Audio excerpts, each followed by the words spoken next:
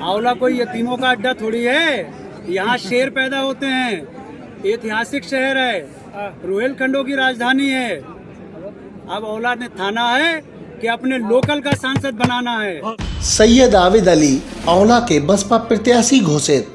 कार्यकर्ता सम्मेलन में की गई घोषणा। बसपा की ओर से आंवला नगर के एक बारात घर में कार्यकर्ता सम्मेलन आयोजित किया गया, जिसमें पदाधिकारियों ने सपा से आए चेयरमैन आंवला सैयद आबिद अली को लोकसभा आंवला का प्रत्याशी घोषित कर दिया। उक्त घोषणा बरेली मुरादाबाद मंडल प्रभारी जाफर मलिक द्वारा की गई। मंच से दर्जनों सपाइयों के नाम बोलकर बसपा में शामिल होने की घोषणा भी की गई। कार्यक्रम में भारी संख्या में बसपा पदाधिकारी व कार्यकर्ता मौजूद रहे। चरागों को उछाला जा रहा है, हवा पे रोक डाला जा रहा है। तुम्हें बुनियाद का पत्थर हो, लेकिन तुम्हें घर से निकाला जा रहा है, तुम्हें घर से निकाला जा रहा है। साथियों, आंवला लोकसभा में सबसे बड़ी तादाद में मुस्लिम समाज का वोट आता है, लेकिन यह देख रहे हैं जब से समाजवादी पार्टी बनी है तब से आंवला लोकसभा के अंदर किसी भी मुस्लिम समाज को लोकसभा का टिकट नहीं दिया है। उसके साथ ही अभी आपने पीछे देखा, समाजवादी पार्टी ने 3 राज्यसभा के नाम घोषित किए। अफसोस, उसमें भी हमारे मुस्लिम समाज को कहीं भी जगह नहीं दी। इसकी वजह क्या है? इसकी वजह है हमारी और तुम्हारी खामोशी। इसकी वजह है हमारी तुम्हारी बुज़दिली। इसकी वजह है हमारी तुम्हारी आवाज ना उठाना। साथियों, जो आवाज मैंने आज उठाई है और ये मंच मेरे साथ बैठा और तुम लोग मेरा साथ दे रहे हो, अगर ये आवाज कुछ टाइम पहले उठाई होती तो इस आंवला में तुम्हारा विधायक होता और हो सकता है इस लोकसभा में तुम्हारा सांसद होता। लेकिन खामोश रहना मुर्दों का काम है, जिंदों का काम है बोलना। साथियों, 2019 का चुनाव था। गठबंधन ने यहां से रुचि वीरा जी को प्रत्याशी बनाया था। मैं और सागर भाई बहन जी से मिलने गए थे। ब्रह्मस्वरूप सागर जी थे, अध्यक्ष जी थे। बहन जी ने मुझसे कहा स्पष्ट, सागर भाई थे, कि हम तो चाहते थे कि 2019 में आंवला लोकसभा से कोई तुम्हारे जैसा मुस्लिम चुनाव लड़े, लेकिन समाजवादी पार्टी के राष्ट्रीय अध्यक्ष ने हमने जिद करके रुचि वीरा जी को टिकट दिलवाया। उसका रिजल्ट ये आया कि वो चुनाव लड़के गई और दोबारा लौट के आंवला की तरफ देखा भी नहीं है। ये सोच है हमारी नेता की, ये तो उनकी सोच थी। अब हालात उससे भी बदतर हैं। आज समझ में नहीं आता, जब पूरे हिंदुस्तान में गठबंधन हो रहा है, इंडिया गठबंधन का नारा दिया जा रहा है, पर बरेली मंडल को मुस्लिम समाज से वंचित क्यों रखा जा रहा है? बरेली मंडल के अंदर समाजवादी पार्टी ने एक भी मुस्लिम कैंडिडेट लोकसभा में नहीं उतारा है। इससे यह सिद्ध होता है कि समाजवादी पार्टी और उसके नेता कितने मुस्लिम हितैषी हैं। मैं लड़ना नहीं चाहता था, लेकिन जब हिस्सा मैंने मांगा तो हिस्सा भी मुझे ही मिल गया। अगर मेरी जगह किसी और ने मांगा होता तो उन्हें मिल जाता, लेकिन अफसोस उनमें ना तो हिम्मत है और ना काबिलियत है कि आपके हक और हुकूक की आवाज उठाकर वो जिले पे बात कर सकें या लखनऊ बात कर सकें। उन्हें पता है कि उनके पास जो चटाई और दरी बिछाने के पद हैं वो उनसे छीन लिए जाएंगे। ऐसा लगता है कि जैसे सैलरी पे वाले हैं वो। साथियों, समाजवादी पार्टी में या कहीं भी मुस्लिम लीडर जो हैं वो अपने मर्जी के मालिक हैं। मैं किसी पर टीका टिप्पणी करना नहीं चाहता, लेकिन मैं खुले मन से कहना चाहता हूं कि जो बहुजन समाज पार्टी का नारा है, जिसकी जितनी हिस्सेदारी उसकी उतनी भागीदारी, यदि बहुजन समाजवादी पार्टी हमारे समाज को हिस्सेदारी और भागीदारी देने को तैयार है तो मैं वेलकम करता हूं और मैं अपने समाज से अपील करता हूं कि जो तुम्हें और तुम्हारे नेताओं को हिस्सा दे रहा है, तुम भी उसी के साथ खड़े हो जाओ, तुम भी उसी के नारे लगाओ, तुम भी उसी का गाना गाओ। समाजवादी पार्टी के पास जिले के अंदर हर वर्ग में नेता हैं, लेकिन बावजूद इसके उसने शाहजहांपुर से लाकर नीरज मौर्य जी को प्रत्याशी बनाया है। अब ये नहीं पता क्या क्या करके और कैसे कैसे बनाया है, ये आप सभी लोग इशारों को समझ सकते हो। बदनाम तो हमें किया जाएगा कि हम बिक गए, कि हमें लालच मिल गया। मैं पूछना चाहता हूं कि 3 चुनाव वाला नगर पालिका के मैं लड़ चुका हूं, किसी का इतना जमीर और औकात है कि सैयद आबिद अली को खरीद सके? अगर मैं बिकता तो इस भारतीय जनता पार्टी की सरकार के खिलाफ चुनाव नहीं लड़ता।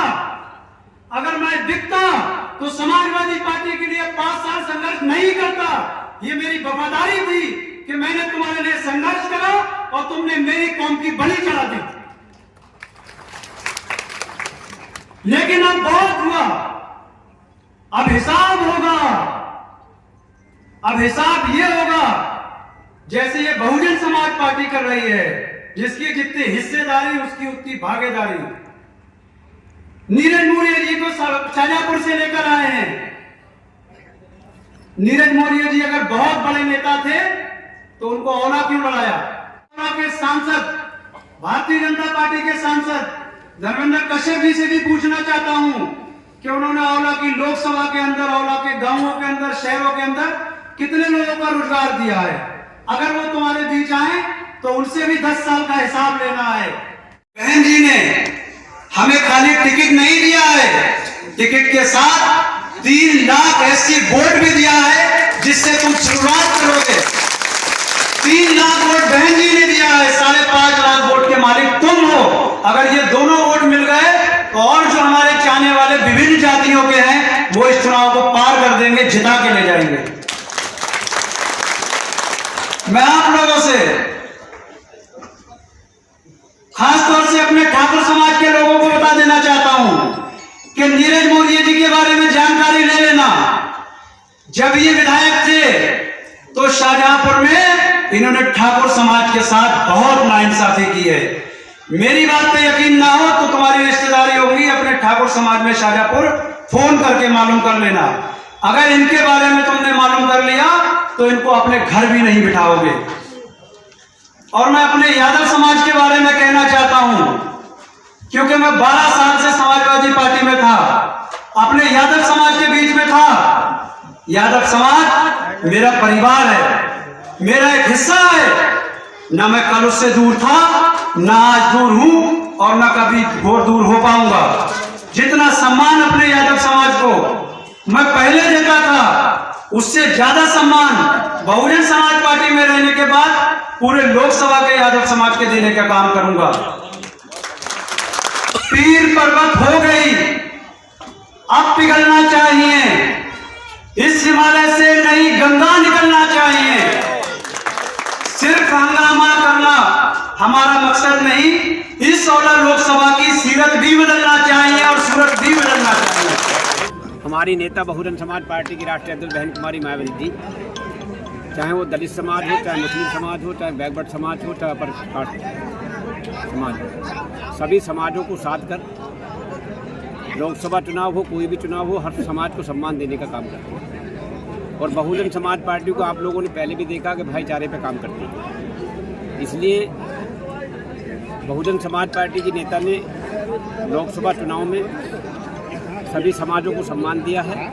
उसी को देखते हुए बरेली मंडल से जब देखा कि समाजवादी पार्टी ने मुस्लिम समाज की बरेली मंडल में ही नहीं पूरे उत्तर प्रदेश में बहुत तरीके से उपेक्षा की है, तो उसे देखते हुए बहन जी ने आमला लोकसभा से आबिद अली भाई पर विश्वास जताया और बहुजन समाज पार्टी का प्रत्याशी बनाने का मन बना। ऐसा है, मैं काफ़ी टाइम से समाजवादी पार्टी के साथ जुड़ा था। हालांकि इससे पहले मैं बहुजन समाज पार्टी के साथ काम कर चुका था, लेकिन समाजवादी पार्टी के साथ काम करते करते मैंने कहा आज नहीं तो कल होगा, कल नहीं तो परसों होगा। लेकिन जब 12 साल हो गए, बिथरी और औला पे ना तो कोई मुस्लिम विधानसभा में कैंडिडेट दिया और ना ही लोकसभा में कैंडिडेट दिया।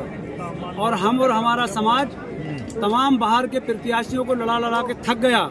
ये इंतजार करता रहा कि कभी हमारी बारी आएगी, लेकिन समाजवादी पार्टी में 5.5 लाख वालों की बारी और गिनती आज तक नहीं आई। सो इसलिए मैं अपने समाज की लड़ाई लड़ने के लिए बहुजन समाज पार्टी में पहुंचा हूं कि जहां मेरे समाज को और मुझे हिस्सा मिलेगा, राजनीति में वर्चस्व होगा, मैं अपने समाज की लड़ाई लड़ सकूंगा, अपने समाज को उसका हिस्सा दिलवा पाऊंगा। उसके लिए विधानसभा में और पार्लियामेंट में सदस्य भेज पाऊंगा।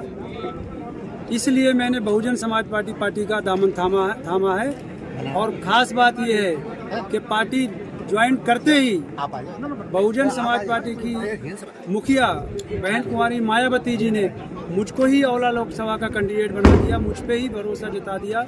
सो मैं आप लोगों के माध्यम से अपनी नेता का धन्यवाद कहना चाहता हूं और अपने समाज से एक अपील करना चाहता हूं कि ये लड़ाई मेरी लड़ाई नहीं है, ये लड़ाई 5.5 लाख मुसलमानों की है, ये लड़ाई 19 लाख लोकसभा के वोटरों की है। ये लड़ाई उन वोटरों की है जिनको भारतीय जनता पार्टी के नेता, भारतीय जनता पार्टी के सांसद गाली बकते हैं। ये लड़ाई उन वोटरों की है, उन नौजवानों की है जिनको 10 साल की सांसदी में सांसद जी ने कहीं नौकरी नहीं दी, कोई कारोबार नहीं दिया, इस क्षेत्र को विकसित नहीं करा, विकास से दूर रखा है। मैं पूरे लोकसभा की जनता की लड़ाई लड़ रहा हूँ कि मेरे समाज की यहाँ अनदेखी होती है। राज्यसभा के लिए 3 नाम भेजे, उसमें एक भी मुसलमान नहीं था। बरेली मंडल के अंदर लोकसभा के प्रत्याशी उतार दिए, एक भी मुसलमान नहीं था।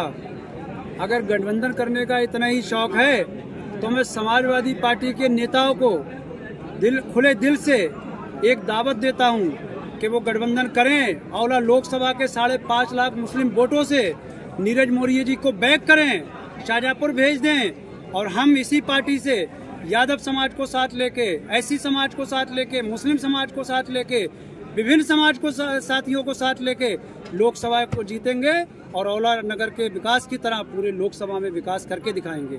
हमारा मुकाबला सांसद धर्मधर जी से है, भारतीय जनता पार्टी से है, उसकी नीतियों से है। मौर्य समाज के नेता जिले में भी तो हैं, शाहजहाँपुर का क्यों करेगा? औला कोई यतीमों का अड्डा थोड़ी है, यहाँ शेर पैदा होते हैं। ऐतिहासिक शहर है, रोहिलखंडों की राजधानी है। अब औला ने ठाना है कि अपने लोकल का सांसद बनाना है। ऐसा है, समाजवादी पार्टी में पूरा परिवारवाद है। परिवारवाद की एक परिभाषा मैं बता देता हूँ। पिछली बार ये आजमगढ़ हार गए थे, इस बार केवल आजमगढ़ जीतने के लिए एक ही जिले से 2 MLC बना दिए।